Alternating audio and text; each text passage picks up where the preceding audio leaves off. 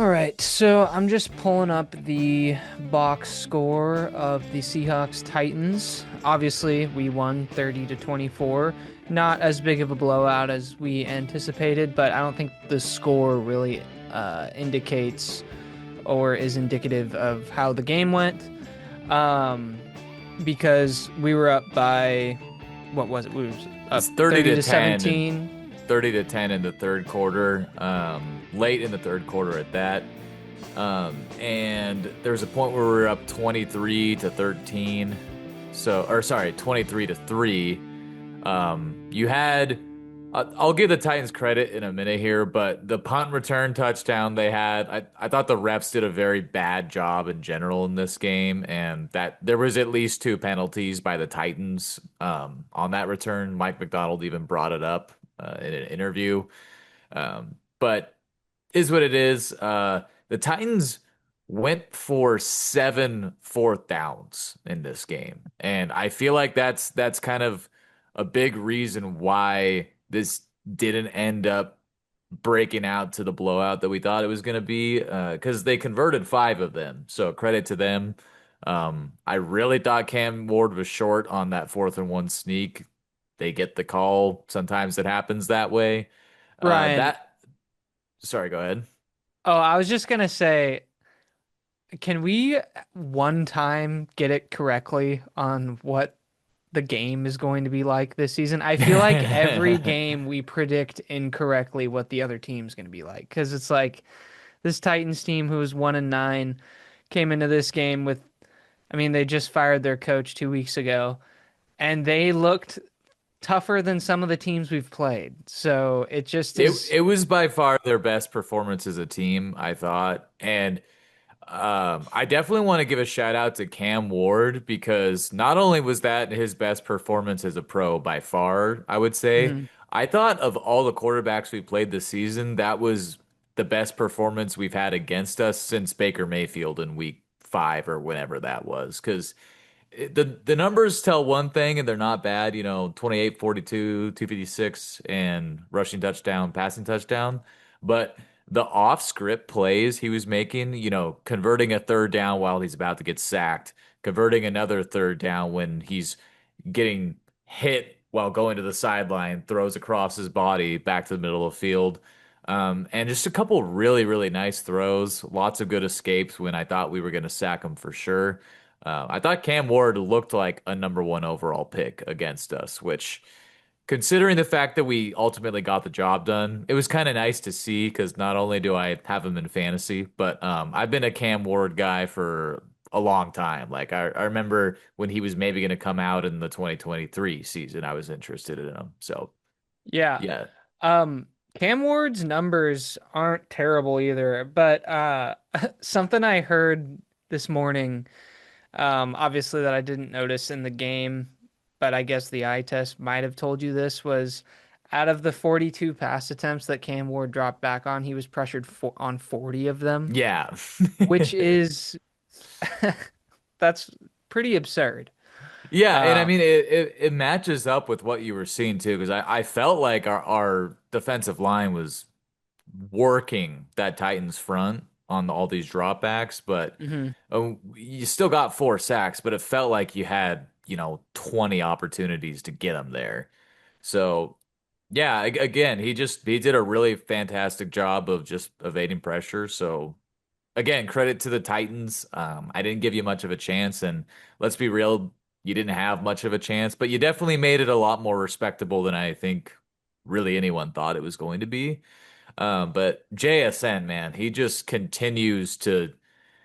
He's having like at this point, objectively one of the best wide receiver seasons ever. He just broke the franchise record for receiving yards, and we're only 11 games into this season.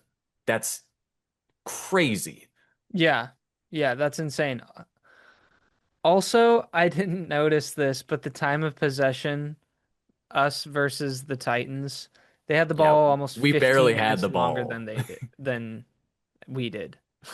Yeah, and again, that's kind of back to the fourth down thing because we forced them into 17 third downs on top of that. So Hmm. they weren't like moving the ball down the field super fast with explosive plays or anything. It was like, you get into these third and longs, maybe you get 6 yards on 3rd and 8, and then they convert a 4th and 2.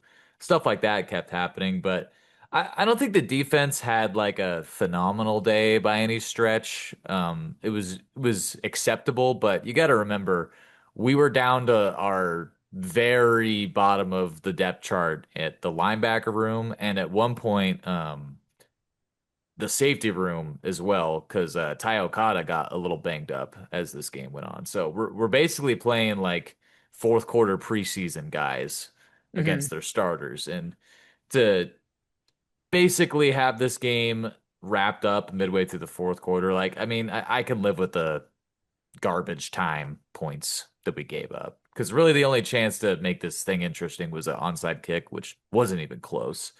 But yeah, overall, I felt like the offense did fine. Sam definitely had what you might call a bounce back game. What's interesting is the Seahawks still had more first downs than the Titans, even with only having the ball for 20 minutes and 47 total plays. And But it's crazy we had no turnovers because I think mhm, that would be an indicator of lack of time of possession. mhm. But we just didn't get any picks or fumbles. So Yeah, I mean it was a turnover free game on both sides of the ball. I feel like the defense kind of had a hard time getting off the field. But it's interesting you say, like you just look at these numbers and man, with the time of possession, you'd think the stats would be really skewed, but we still outgained the Titans in every single aspect of the game. So it's like the efficiency of the offense was there. They just didn't get a lot of opportunities. I think we actually had to punt a couple times, and there was that fourth down where Sam got sacked, his only sack of the game.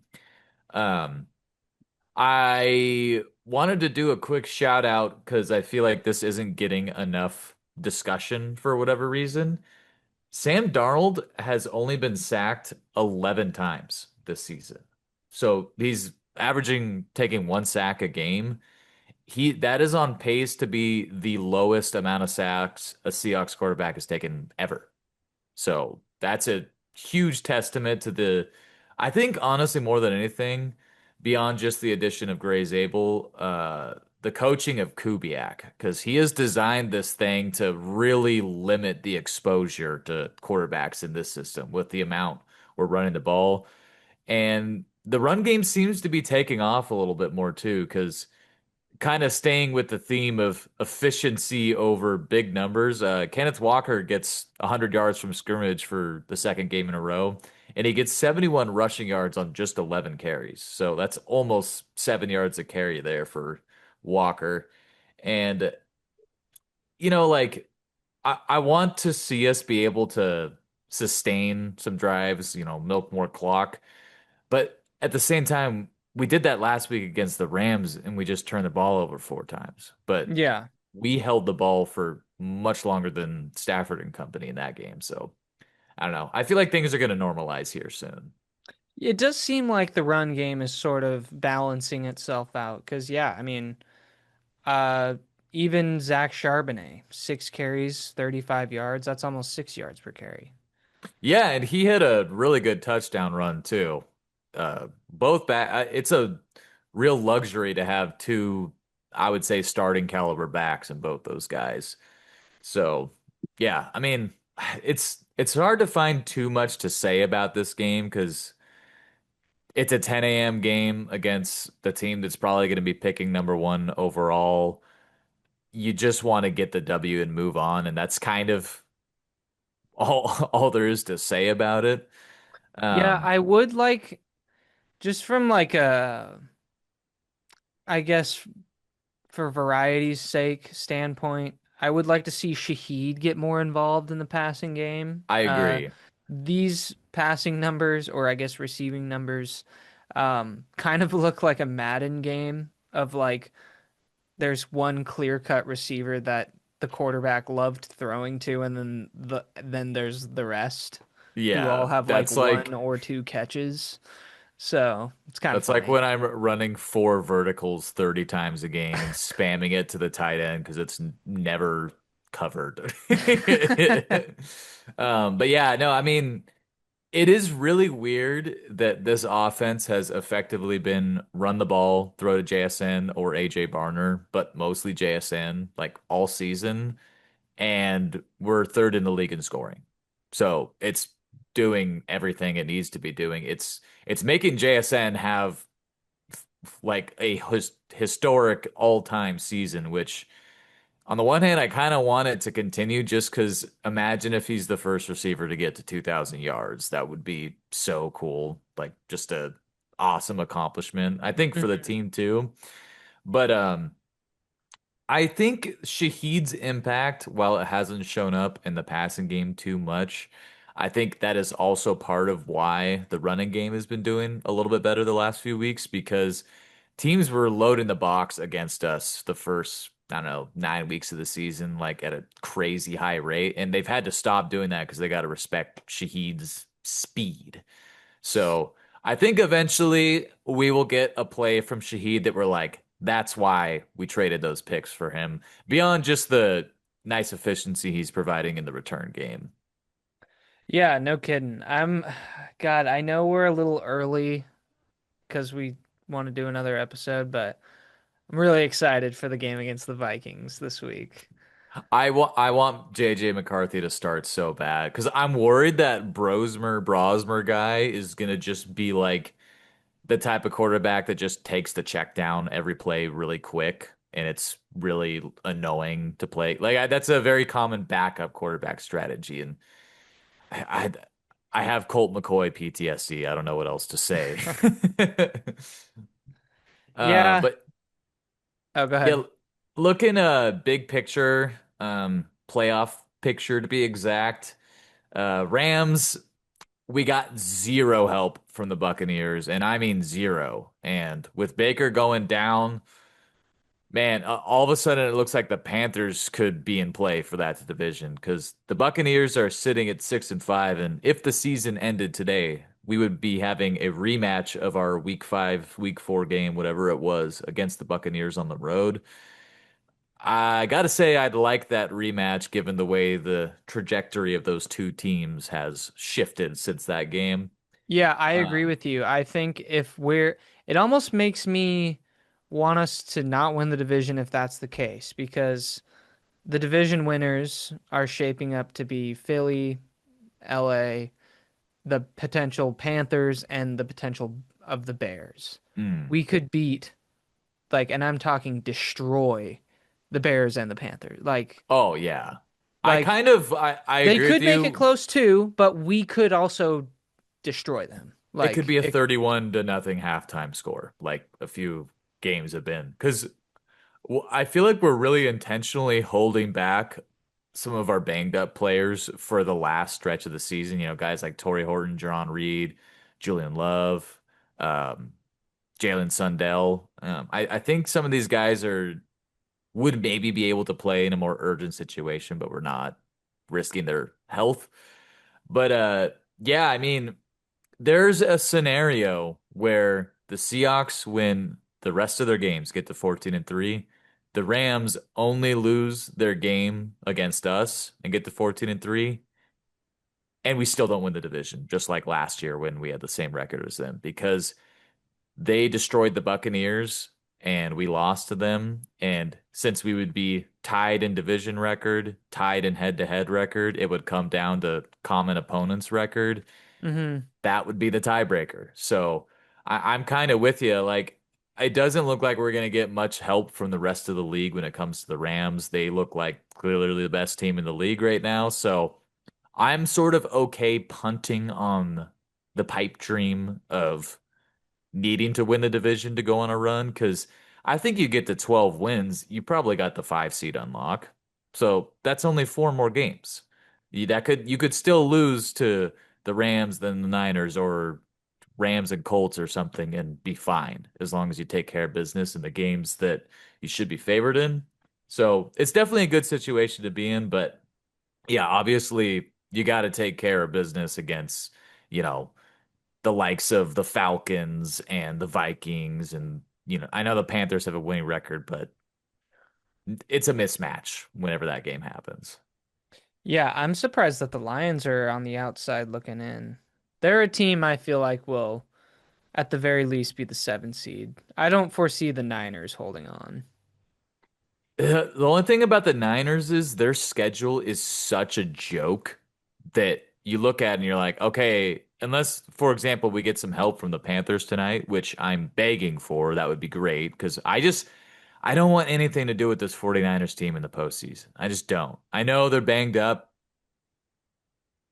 That would just reminds me of 2020 when we had to play the Rams in the playoffs, and Hmm. it was a team that we had just beat, but you're like, I don't want to have to play this team again, and look what happened. So Yeah. that's my feelings on them. You'd like to see the Lions find a way to take that spot from them.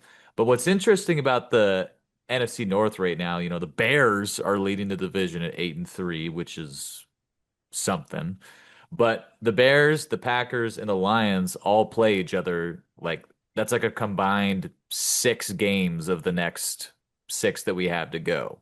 Hmm. Or so one of those teams is going to be playing the other a lot down the stretch here. So they're going to kind of either one's going to sweep and steal the division, or they're going to kind of all knock each other down a peg.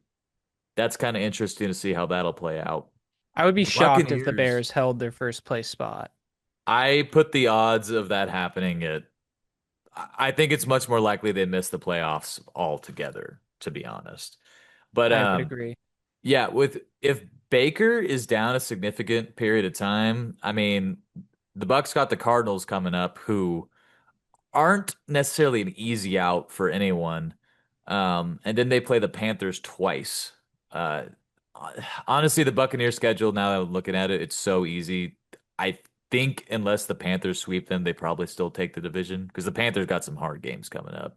Mm. Um, but regardless of who wins that conference, I think getting the 5 seed and playing whoever the winner of the NFC South is a much potentially easier path than having to run the table and get luck with the Rams.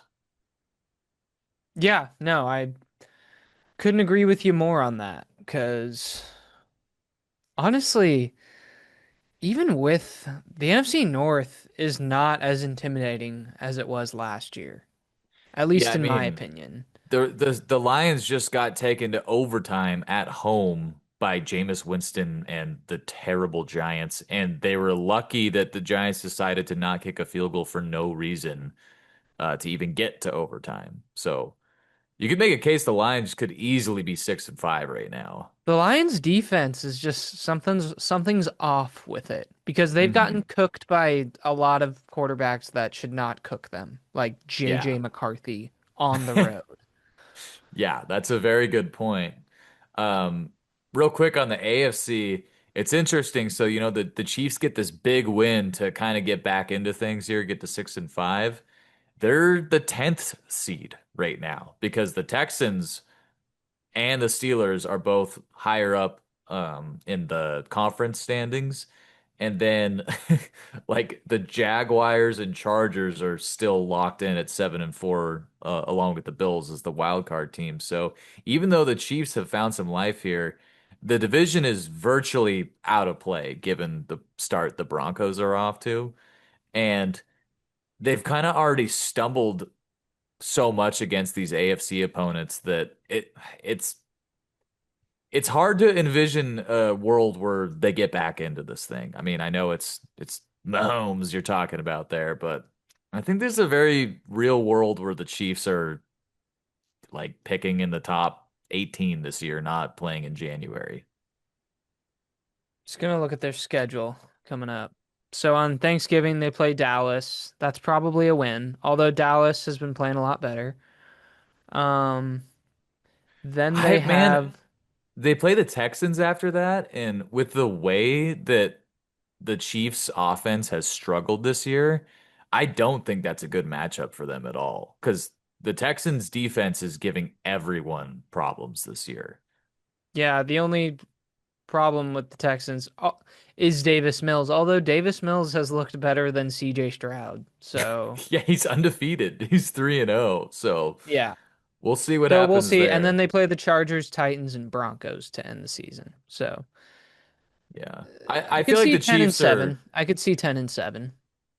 yeah, I agree. I think they do probably finish 10-7, but the problem is I think like four other teams in the AFC are going to finish 10-7, and they have the tiebreaker over like the Colts, and that's it.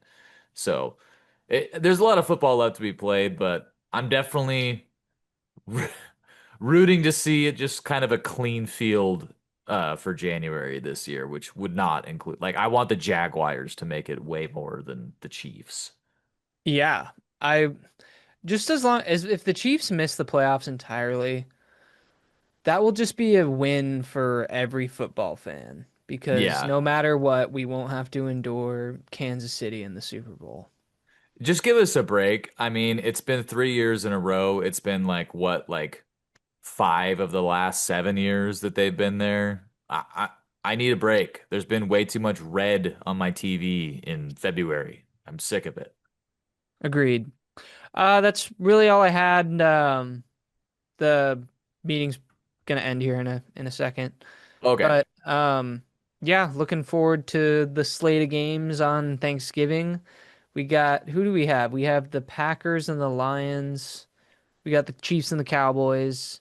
And then I think it's something like the Steelers and the Bengals or something like that. But I Joe Shiesty might be playing. yeah.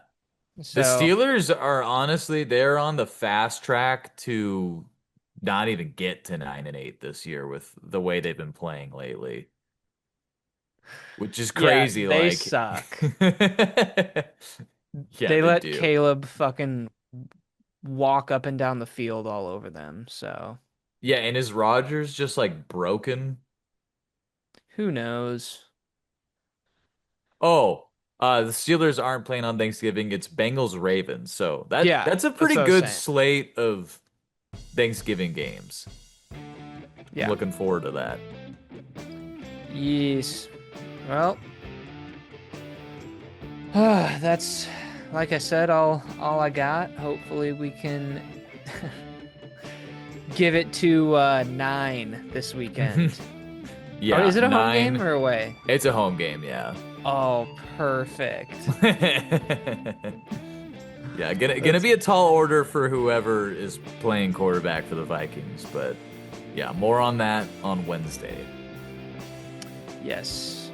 All right. Well, thanks for stopping by, guys, and we'll see you later this week.